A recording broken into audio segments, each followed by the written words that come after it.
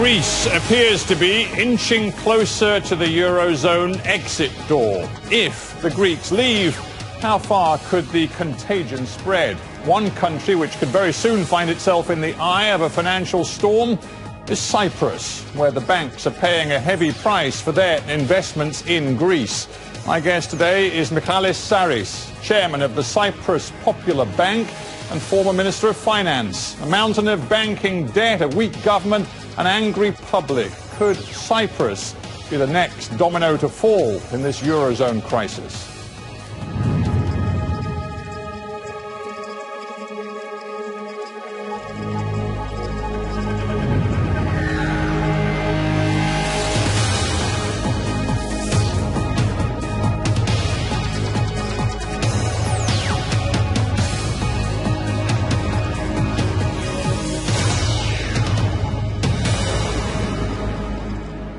Michalis Sarris in Nicosia, Cyprus. Welcome to Hard Talk. Thank you very much. As you watch the speculation about a Greek exit from the Eurozone intensify, do you have a growing sense of alarm in Cyprus? Absolutely. We are heavily exposed in the Greek economy. We have already paid a heavy price for an investment in Greek sovereign debt, more than any other country, and especially our bank has suffered a loss of about 2 billion euro, which is the capital that we are looking for now in order to go back to the 9%. In addition to that, as you say, we are now looking at the possibility that the large portfolio that we have in Greece could become doubtful. That could really create problems for us. But as we try to rebuild our capital base, and as we try to reassure our investors that there are ways to insulate ourselves from the possible outcomes of a deterioration in the Greek situation, we are hopeful that we will be able to overcome. I want to deal with the problems on your bank's balance sheet in a moment, but let's stick with Greece first. Do you now believe that a Greek exit from the Eurozone is inevitable? Inevitable, perhaps not, but it is a clear possibility. I think the Europeans are quite firm that they need Greece to stick to the adjustment plan, tough as it is. On the other side, the Greeks seem to think that there is a way to stay in the Eurozone without implementing the measures that they have to in exchange for the support that they are getting from the Europeans. Now, unless somebody blinks, this is the kind of situation that could lead to an unpleasant outcome. But Greece has a history of going to the brink of disaster and then pulling back. So somehow I believe that they will find a way to stay with the Eurozone, perhaps make some changes to this program that has been agreed to in ways that the result can still be what it is expected, but perhaps some of the pain can be spread over a longer period. Yeah, I rather like the understatement in your phrase, an unpleasant outcome. It seems to me that potentially it is a nightmare outcome for your own particular bank. Are you making active preparations right now to deal with the disaster scenario of Greece exiting the Eurozone? Yes. I think it is something that clearly every responsible person has to plan for. There isn't really very much one can do in terms of the tremendous amount of uncertainty, in terms of the fact that the large number of Greeks that have their debt denominated in euro will have to find ways to pay for it in a depreciated drachma, if that is the currency they go to. Yeah, so it is a nightmare scenario. Yeah, well, that's a good phrase. And for your bank, I know you have operations. You've just described how much money you poured into Greece, both buying sovereign debt and in terms of private loans and investment. you're very exposed. But do you also have a retail operation in Greece? Do you have branches in Greece? Yes, indeed. We have 172 branches. We have a portfolio of around 11 billion and deposits about 7 billion. So about 6 billion is being really supported from deposits from Cyprus, which is the real problem. So we are heavily exposed. As you said already, we have written off almost 2.5 billion in Greek sovereign debt out of the 3.2 that we were exposed. Almost our entire capital was invested in Greek bonds. And so if you take all the Cypriot banks, something like 30% of the Cyprus GDP. So an enormous exposure by any standards. And before we get to how that happened, just another thought about the immediate crisis. The Greek president said yesterday that as far as he was aware, between 700 and 800 million euros a day was now being withdrawn in haste by Greek depositors who wanted to get their hands on the cash and get it out of the banks. Now, is that going to affect your operations in Greece? What happens if there is a panic, you have queues outside your 170 branches, what are you going to do?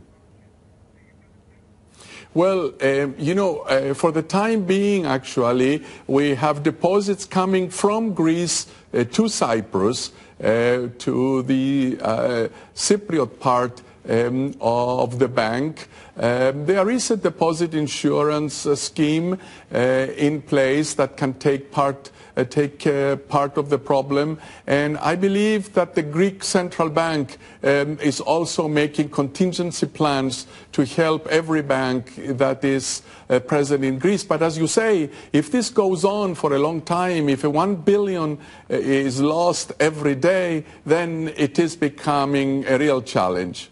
How close to that point are we? Are you seeing retail depositors in your Greek banks lining up to get their money out of your branches? No, in fact, we are seeing, under the circumstances, I would say surprisingly a high level of confidence for the small depositor. We are seeing some of the larger depositors who have better options and better mobility to really go to what they perceive to be safer places. But by and large, we do not see this concept that you have outlined that we had seen in the UK before or elsewhere, when you have long lines of people demanding their money for the time being. And I do believe that we do have time to address that issue. Yeah. Mr. Sarris, you've been disarmingly frank with me about the extent of the exposure of the Cypriot financial system to Greece's problems. Would you agree with economist Dr. Stelios Platis in Cyprus, who says our banking sector will not survive should Greece leave the euro? No, I think that is speculation.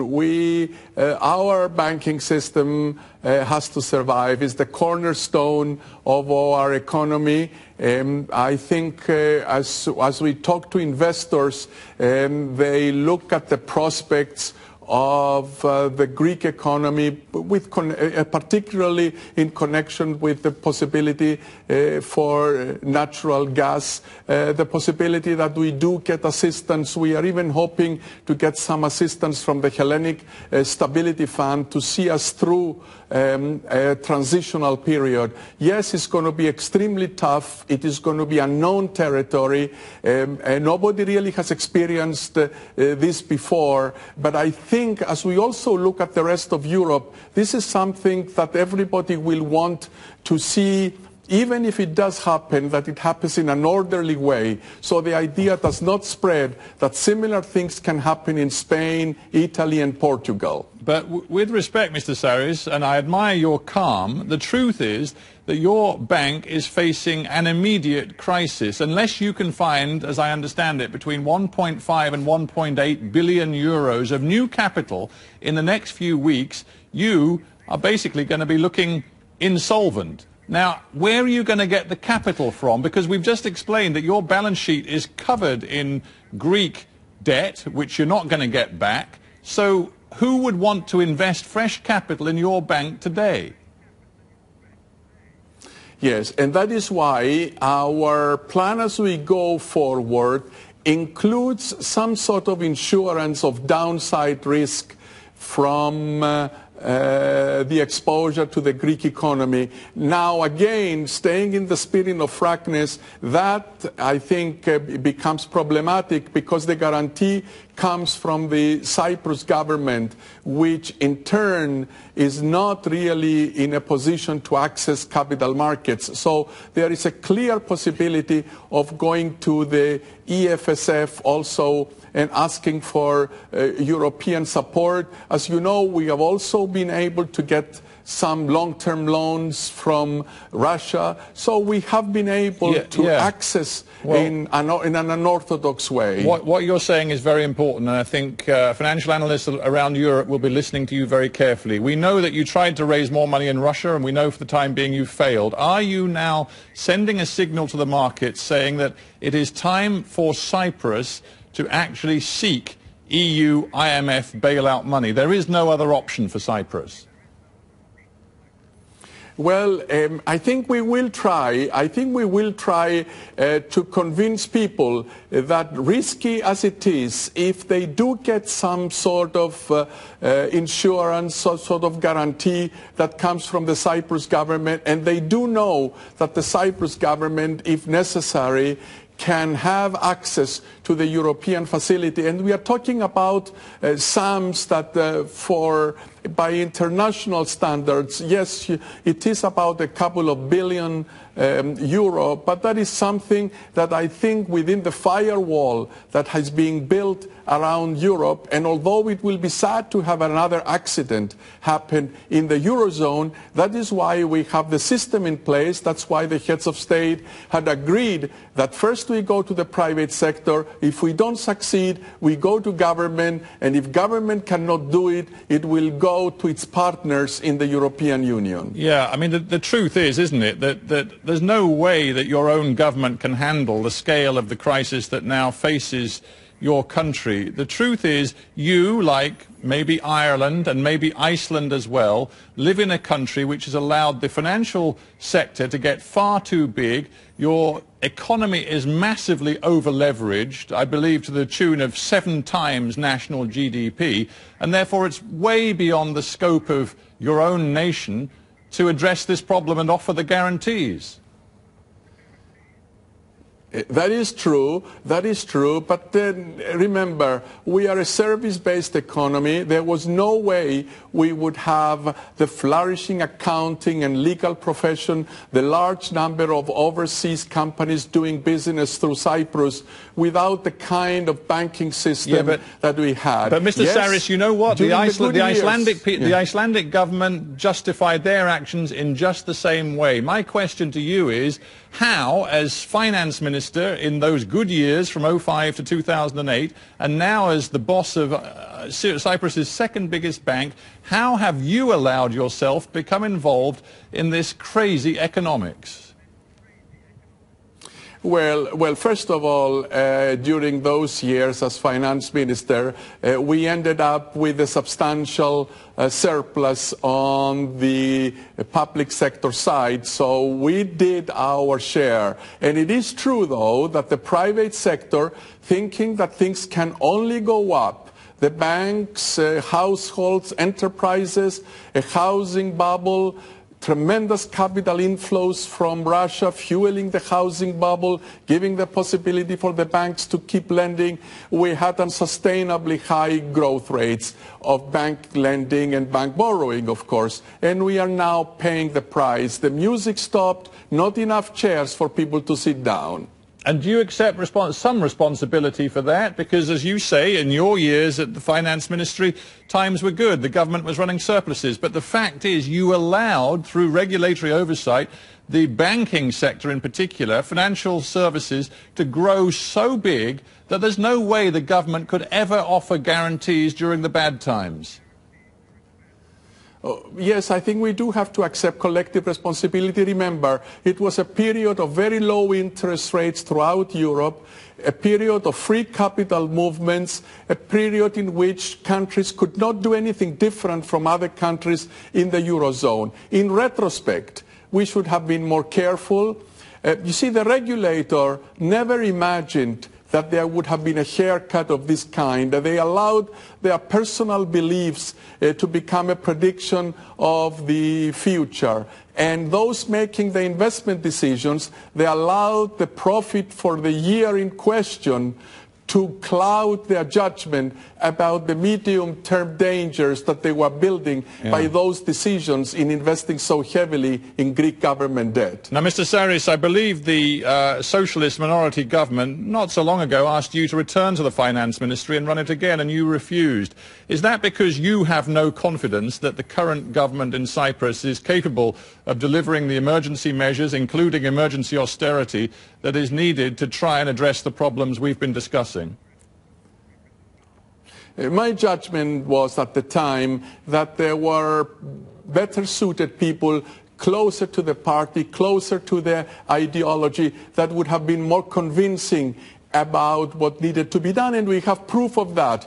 I think the minister that took over last August was able to convince the government to take those measures better than I could have done, because I was already associated with a lot of advice saying, do control the budget, take care of the debt. So for me, it would have been a repeat of the same message. But coming from one of the people that grew into the party and was giving them that kind of talk, I think that was more convincing. But I just wonder whether you now fear that, and we've talked about Greece a lot already, that Cyprus could follow the Greek model, that is, go into severe contraction, could see rising unemployment leading to social unrest and the rise of political extreme parties, meaning that there is no consensus about a realistic way forward. Do you see that sort of social, economic and political breakdown as a possibility for your own country, Cyprus? You know, I think we have started already. We have learned our lesson. We were late in taking measures. I think now a social consensus is developing that, tough as some measures might be, they are a good alternative to the prospect that you just outlined. I am now convinced that we will take those measures that will get us back into fiscal stability and send a message of confidence to the private sector to consume and invest in ways that could create jobs. Our unemployment rate, high as it is still in single digits, and so we are really far from this scenario that you have outlined. And the fact that we are watching it unfold in Greece gives us some sort of comparison of what things might develop to unless we take the tough decisions that we need to take now. Well, I just wonder how you react to the former central bank governor, widely respected, Athanasios Orphanides, saying before he left last year, he said that Cyprus is facing a state of economic emergency not seen since the war of 1974. Do you think he was exaggerating, or do you think he was actually right?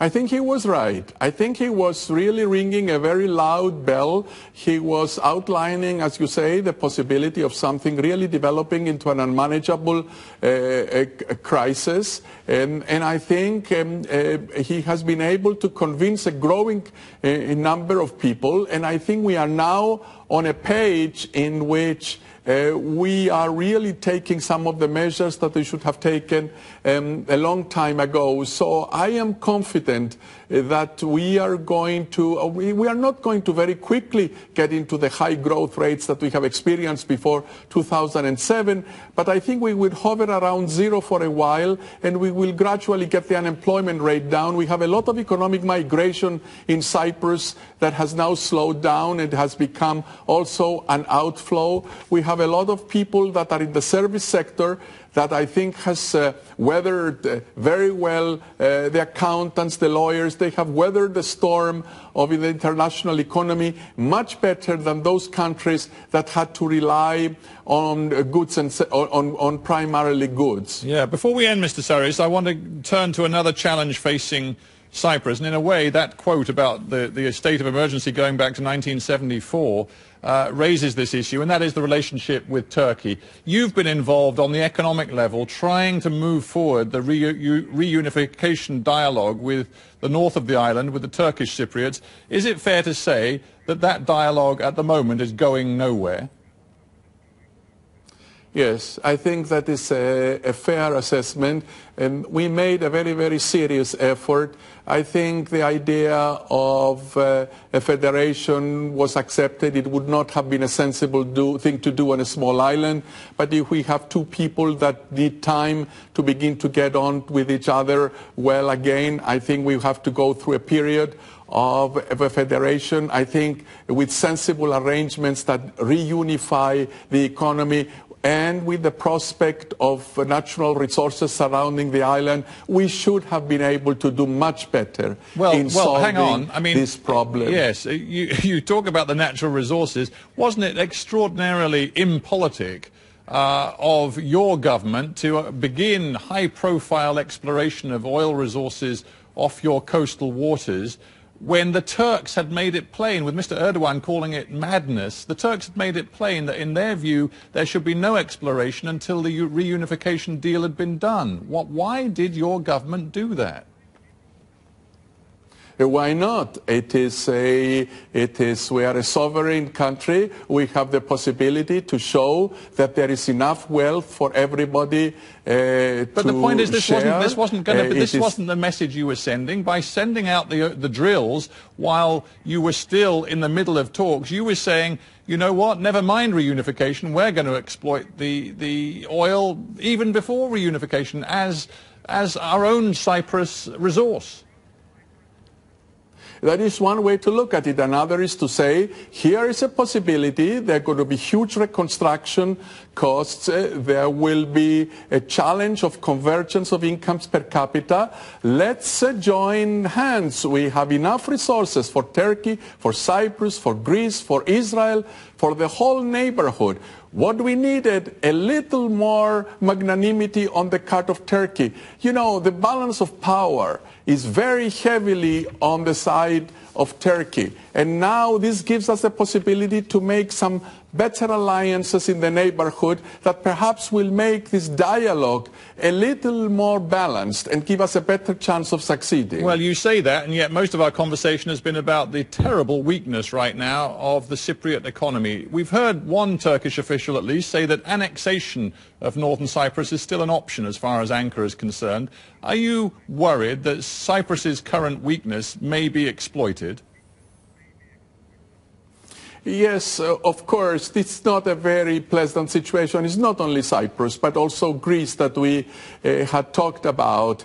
But, you know, I think most Turkish Cypriots are also looking at the possibility of the benefits that will come from reunifying the island and getting this peace dividend going. So, yes, there are threats talking about annexation, but on the other side of the balance sheet is the possibility of a reunified and prosperous island. And I think sensible people will look at that prospect. All right. Well, Michalis Sarris, I thank you very much for joining us on HARDtalk. Thanks for joining us from Nicosia.